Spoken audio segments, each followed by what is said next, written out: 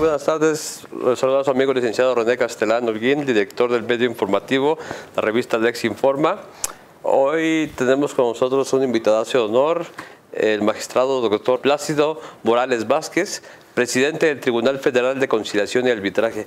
Doctor, gracias por abrirnos las puertas de este recinto, le agradezco mucho, muchas gracias.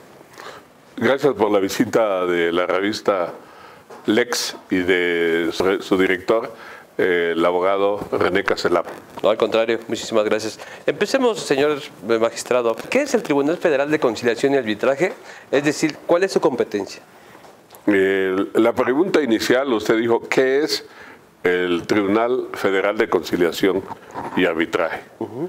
Y de ahí luego derivamos lo que es su competencia. Claro. Bueno, esto es un tribunal un tanto híbrido, con una composición parte del Poder Ejecutivo. El presidente lo nombra el titular del Poder Ejecutivo. El Poder Ejecutivo nombra a sus representantes ante las salas. Los trabajadores, vía las federaciones, nombran sus representantes y las salas tienen sus magistrados de carrera. Es decir, es un tribunal que regula las relaciones individuales y colectivas entre los trabajadores del Estado, vamos a decir, en parte de los trabajadores del Estado, aunque la ley burocrática y la llamada ley burocrática dice así. ¿Cuál es su competencia? Bueno, su competencia es resolver los conflictos individuales entre el Poder Ejecutivo, sus órganos de la administración pública y sus trabajadores. Y en la otra parte, la parte colegiada, es regular la relación entre las representaciones sindicales y el gobierno, o entre las mismas representaciones sindicales, es decir, su actividad propia y regular legalmente, normativamente, las relaciones entre los agremiados y las organizaciones sindicales.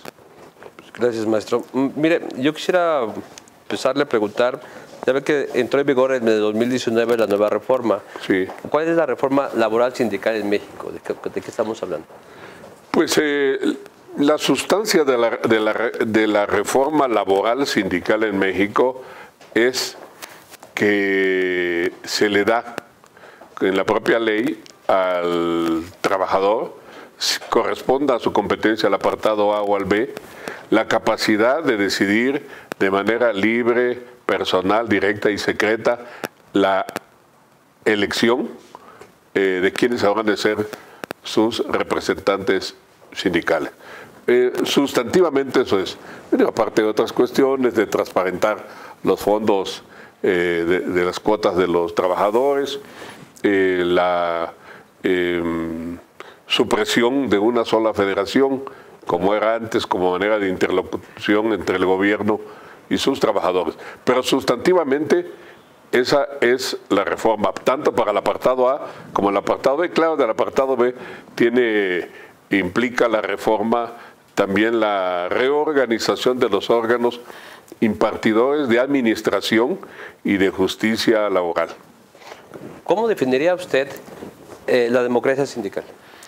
Pues esencialmente en nuestro país, porque por democracia sindical, donde ha habido sindicalismo libre, pues la democracia sindical tiene un sentido más amplio. Pero en nuestro país, que las libertades sindicales estuvieron restringidas por muchas décadas. ¿Por qué? Porque era una forma de control político, si la corporativización de las organizaciones sindicales en torno de un partido y consecuentemente de ese partido a través de federaciones, tener un vínculo con el poder público o un control con el poder público. La democracia sindical sustantivamente, en el caso de México, se puede erradicar en que hay libertad sindical, es decir, hay libre libre sindicación y libre elección. Libre sindicación, yo puedo afiliarme o no a un sindicato, o me puedo afiliar al sindicato de mi preferencia, o yo puedo crear un sindicato, el que yo considere, o viceversa. Puede haber 1, 2, 3, 4, hasta el infinito de federaciones. Entonces la democracia sindical redunda parte en eso, y su fuente de libertad es el voto personal libre, directo y secreto.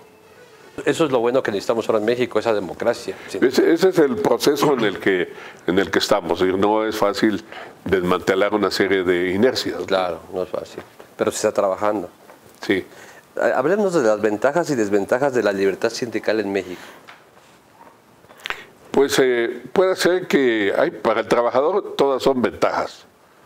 Para el patrón, sea el patrón el gobierno o sea el patrón en particular, pues tiene desventajas. Claro. A mí me toca hablar del patrón gobierno, voy a llamarle así, el pseudo patrón, pero en el apartado A tiene bastantes desventajas para el patrón. ¿Por qué? Porque pues antes la revisión del contrato colectivo de trabajo pues se podía hacer con alguna representación sindical. Ahora puede haber una acción de un grupo mayoritario de trabajadores que soliciten la revisión del contrato colectivo de trabajo. Con eso, antes un trabajador quedaba prácticamente en estado de indefensión, porque pues no sabía cómo le manejaban sus intereses, por decirle un ejemplo. La otra parte de control que tenía el gobierno, que tenía el patrón o el sistema laboral de nuestro país, era el que las tomas de notas eran selectivas. Es decir, la elección era lo que decía el con patrón. Voto abierto, y la otra, las tomas de notas eran selectivas, quedaban solo a un criterio. Pues ahorita la toma de nota no es estrictamente un registro, es eso, una toma de nota, tomamos conocimiento. Y eso creo yo que es lo que puede significar un avance para el trabajador y una desventaja para el patrón particular o el patrón gobierno. Perfecto, señor magistrado. ¿Cómo impacta la reciente reforma laboral a los sindicatos de nuestro país? Pues de diferentes modos, ¿no? En el apartado A tiene un impacto, en el apartado B tiene otro impacto. En el caso del apartado B, nosotros conocimos la representación eterna de líderes sindicales en muchos sindicatos. Sin que tenga yo que poner necesariamente un ejemplo, nosotros supimos de dirigentes sindicales eternos, ¿no? Sí, claro. Y de grupos sindicales que monopolizaban la representación y los privilegios a costa de los trabajadores. Entonces la reforma laboral es una reforma positiva, es una reforma que tiene un hondo calado para la cuarta transformación nacional, porque permite las libertades en la clase trabajadora. Por ejemplo, hablemos del tema burocrático y vamos a poner de ejemplo al CENTE y al Sindicato Único de Trabajadores del Gobierno del Distrito Federal. ¿En qué están obligados en esta reforma tribunal? ¿A qué los obliga? Los obliga la ley. El artículo 69 obliga a elegir por medio del voto libre, secreto, personal y directo. Lo que platicábamos ahorita de ya no los monopolios. Sí, en automático, al haber secrecía en el voto, pues el trabajador, el servidor, el burócrata puede votar por la planilla de su preferencia. y antes estaba expuesto, y lo del control de las prestaciones pues eran los sindicatos en funciones, bueno, los comités ejecutivos en funciones. ¿Qué impactos tiene en las grandes sindicatos? Ajá. El único de la Ciudad de México, el Sindicato Nacional de Salud, el Sindicato Nacional de Trabajadores de la Educación. Bueno, el caso del CENTE requiere un tratamiento aparte. Es un sindicato muy grande, del que no hay, del apartado B o el apartado A, un sindicato con ese número de agremiados. Entonces es un proceso, la democratización. Pues me acabo de enterar que hoy hubo la aprobación de un punto de acuerdo solicitando la renovación del Comité Ejecutivo Nacional. No es una cuestión muy sencilla, porque también el gobierno tiene tratados internacionales en los que suscribe, el Estado mexicano suscribe respeto a la autonomía sindical.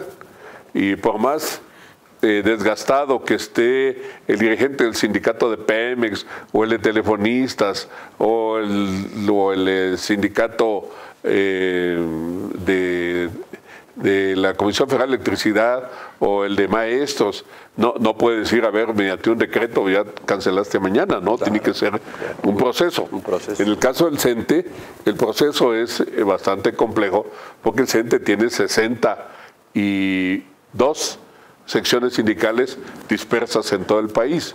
Es decir, casi un promedio de dos secciones sindicales por entidad federativa, más las que tiene aquí en la Ciudad de México, el Politécnico, los trabajadores administrativos, y se tiene que iniciar un proceso de renovación de las secciones, al igual como el sindicato de Limpia del gobierno de la Ciudad de México.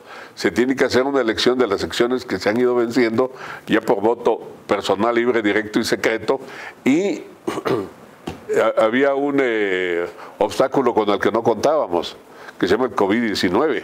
Es decir, entró en vigor la reforma laboral, se extendió una prórroga para la reforma de 3 meses para la reforma estatutaria, y luego vino el COVID. Entonces, pues estamos ahora esperando que haya condiciones sanitarias para emprender el trabajo de renovación de las secciones o de los comités ejecutivos nacionales que ya están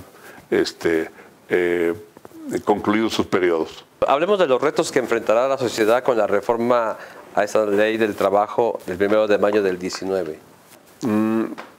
Pues para la sociedad mexicana pues es bueno, porque no habrá esa parte ofensiva de que los medios de comunicación están reproduciendo de líderes sindicales enriquecidos. Pues porque bueno, ya estoy viendo que mi líder sindical está ostentando una riqueza que probablemente provenga de mis cuotas sindicales o de manejos subterráneos de relaciones con el patrón gobierno, pues yo decido ya no seguirlo apoyando. Es decir, concluyendo su periodo, yo, trabajador de Pemex, de la Secretaría de Educación, de Salud, de la Comisión Federal de Electricidad, o de una empresa en particular, o de Teléfonos de México, pues yo le niego mi voto y nadie me va a estar revisando por quién voté, pues si el voto es secreto. O imponiendo, ¿no? De que tú votas, por ejemplo, hay muchos patrones que dicen, bueno, si no votas, o más bien mucha gente sindicalizada, si no votas por mí, pues va a pasar algo, no hay beneficios. ¿Eso se terminó? Pues va a pasar algo, y ese algo es, por ejemplo, con anterioridad, antes de la reforma laboral, las hojas llamadas hojas rosa, que eran las hojas de solicitud de préstamo, lo controlaba el líder sindical. Así es. Y ahora, como parte de la reforma laboral y la nueva relación de los trabajadores con el gobierno, ya ve que hasta los préstamos para vivienda, pues el gobierno nos entregará. ¿Las hojas rosas, quién lo va a manejar? Las hojas rosas la puede manejar un grupo de trabajadores, cualquiera de los sindicatos, 1, 2, 3, 4, 5 que hayan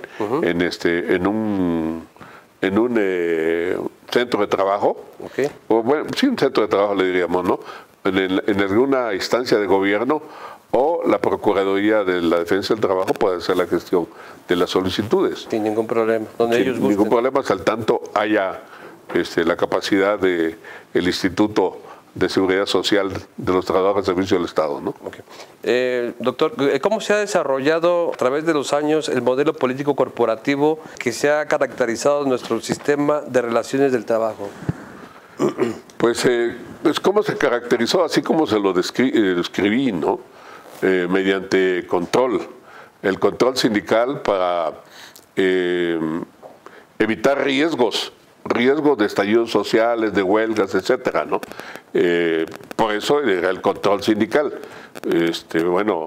Hay que pensar en cualquiera de los paros que realizaron partes del Sindicato Nacional de Trabajadores de la Educación, ahora con la reforma educativa, cuántas veces estuvo paralizada y cuántas escuelas, ¿no? Claro. Por eso esa ventaja le daba al gobierno el control sindical, o vamos a suponer el sindicato de controladores aéreos del aeropuerto o de los aeropuertos. Sí, claro. Es decir, el control sindical permitía también que no hubiera esos riesgos de paro, ¿no? Ahora, pues hay libertades, y la otra parte era los incrementos salariales, por ejemplo, eran concertados con un sindicalismo a modo. Ahora las representantes sindicales, los comités ejecutivos pueden exigir, demandar, plantear prestaciones para sus trabajadores.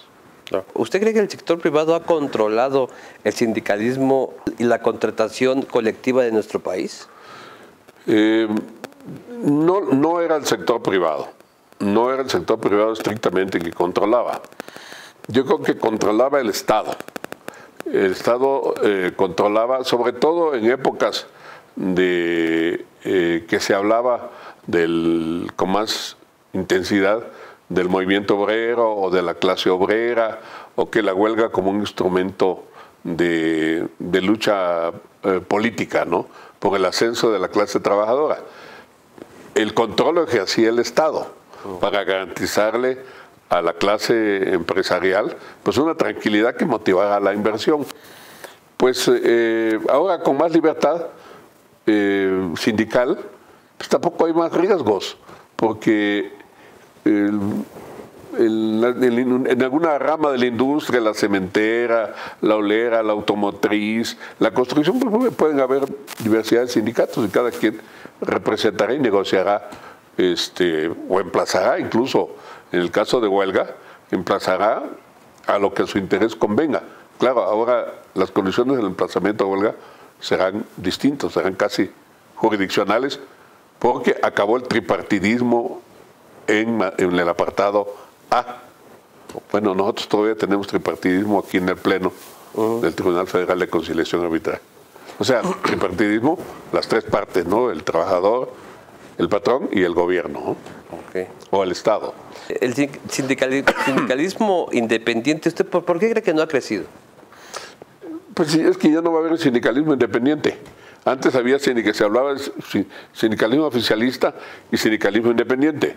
No crecía el sindicalismo independiente porque no tenía la titularidad de los contratos colectivos de trabajo, por ejemplo, o no tenía la titularidad de la representación para acordar las condiciones generales de trabajo, con el caso de las relaciones laborales del apartado B. Pero ahorita acaba el sindicalismo independiente y acaba el sindicalismo oficialista y acaba el sindicalismo charro, ¿no? Ya, pues sí, ya con la reforma, ¿no? Sí, qué bueno. Para llamarle así de una manera coloquial, tradicional. Sí, termita. Sí. Doctor, ¿por qué a nivel de los trabajadores del Estado el sindicalismo original aún sobrevive? Porque la reforma entró en vigor el 1 de mayo del año pasado. Hubo un periodo para regulación de estatutos, porque el número de sindicatos no es grande y los periodos se van a ir venciendo. Por eso parece que estuviera intacto, pero ya se tiene que ir moviendo. En todos los órganos de la administración pública, con la reforma laboral emergieron otros sindicatos. Bueno, aquí en este tribunal había uno, ahora ya hay dos. Sí, sí es. ¿Y la contratación, en qué consiste la contratación laboral en México, la subcontratación? Bueno, también es algo que se pretende dejar atrás, ¿no? Que la subcontratación laboral, pues era el famoso outsourcing, ¿no? No, exactamente. Para que está parcialmente suprimido. Entre los laboralistas hay una polémica y una disputa de cuándo puede haber la subcontratación y cuándo no. Okay. Porque también eso impacta la inversión privada. Pero donde no es aceptable es en el gobierno, porque si había subcontratación en el gobierno, y eso ya no será. En el gobierno ya no va a haber no era aceptable. Bueno, se subcontrataba para servicios también de vigilancia, también está bien, de limpieza, pero se subcontrataba para prestaciones de servicio en áreas de la administración pública, para no contraer obligaciones. Creo que la reforma laboral también redujo sustancialmente la subcontratación laboral. Hay una parte que está pendiente, que es el debate que hay ahí en el Senado. Pero sí, que ya pronto se resolverá. Esperemos que pronto se resuelva. Sí, pues como convenga a los intereses nacionales. ¿Cómo ha permeado el modelo laboral que México manejaba antes de la reforma laboral a nivel internacional? Pues el modelo laboral previo a la reforma laboral pues estaba agotado ya en nuestro país, porque prácticamente la reforma constitucional se hizo en el gobierno anterior para crear las condiciones de la suscripción del Tratado de Libre Comercio, que así se llamaba entonces, ¿no? Entonces, ese modelo ya no tiene ninguna imitación, diríamos, no creo que tenga imitación en ninguna parte del mundo. Hay más libertad de trabajo y libertad de asociación. Entonces vamos muy bien, señor doctor. Van cambiando las condiciones, ¿no? Cada día el trabajo es puede ser una actividad personal, subordinada, remunerada, como dice la ley, pero alguien puede disminuir los niveles de subordinación. ¿Por qué? Porque, bueno, alguien que es un tenedor de libros que tenía que estar en una tienda antes, ahora puede estar frente a su computadora y está haciendo con una gran libertad su trabajo, ¿no? Pues el mundo ha cambiado, sí, y también tiene que cambiar las relaciones laborales. Claro, sí, exactamente. ¿En qué consiste la reforma constitucional en materia laboral del 24 de febrero de 2017? Sí, bueno, esencialmente fue la reforma al apartado A, que permitía fundamentalmente la libre sindicación. En eso y en el voto personal libre y directo, ¿no? En eso se sustentó principalmente esa reforma del 2017. El apartado A. Del apartado A.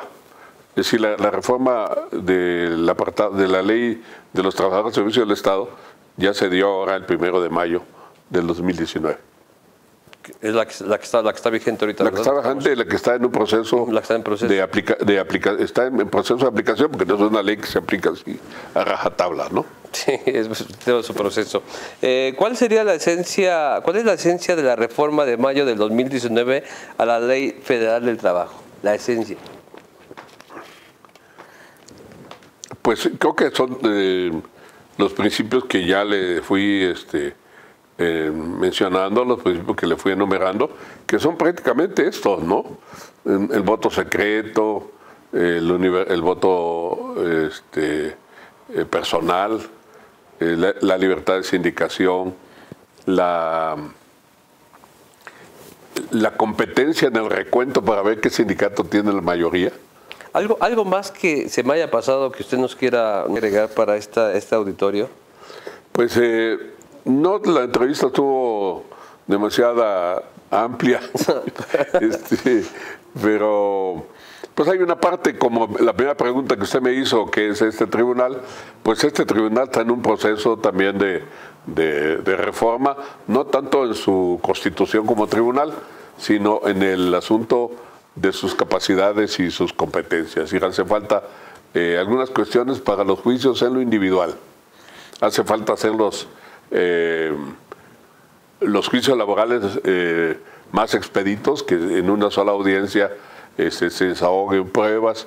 También le falta que se le dé la facultad de conciliación, que no la tiene, pero ahora han venido casos que nos obligan a la conciliación a este tribunal, porque también cambia la condición de los trabajadores.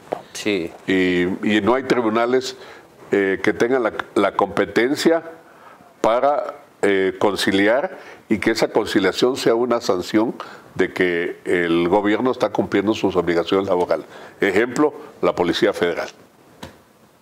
Si la Policía Federal, los policías son servidores públicos, no son estrictamente trabajadores. Pero ahora que vino la reforma por la Policía Federal, pues se les tuvo que dar una liquidación que manda la Constitución como servidores públicos, y bueno, no hay donde se concilie que tenga una jurisdicción de pleno derecho para decir: yo, patrón, pago y tú, trabajador, recibes esa satisfacción y te vas a buscar otro trabajo, ¿no? Por ejemplo, algunas de esas cuestiones están pendientes de lo que toca a este tribunal. Pendientes, es decir, la parte procesal. La parte de la estructura como está concebido, pues podría seguir funcionando así. Incluso funciona bien con esta naturaleza que tiene de un organismo público descentralizado. Pues yo quiero agradecerle mucho, maestro, porque el tiempo es muy corto, pero si después nuevamente nos regala otra entrevista, porque hay muchas cosas que hay que platicar. Pues ya en particular podemos platicar cuando se vayan avanzando los procesos de democratización sindical. Vamos a tener pláticas ya en particular, no la parte general, ya la hemos platicado, pero vienen casos como el sindicato único que le despierta interés. No es menos para todos los que vivimos en la Ciudad de México, porque la sección 1 es de los trabajadores de limpia. Así es. En la sección 8 es de los trabajadores de la salud aquí en la Ciudad de México. 62 me comentaba, ¿no? 62. De la Ciudad de México son 44. 62 son del CENTE. Son 44 de secciones sindicales. Algunas son muy complejas.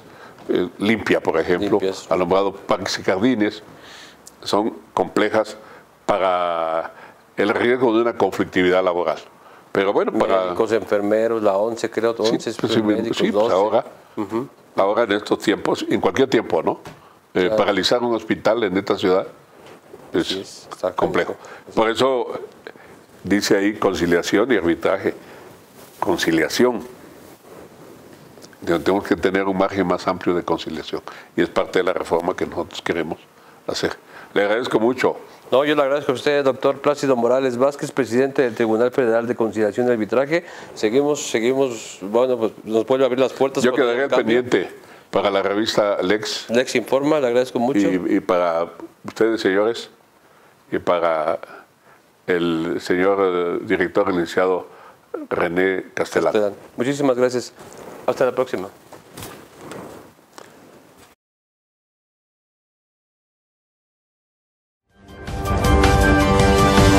Thank you.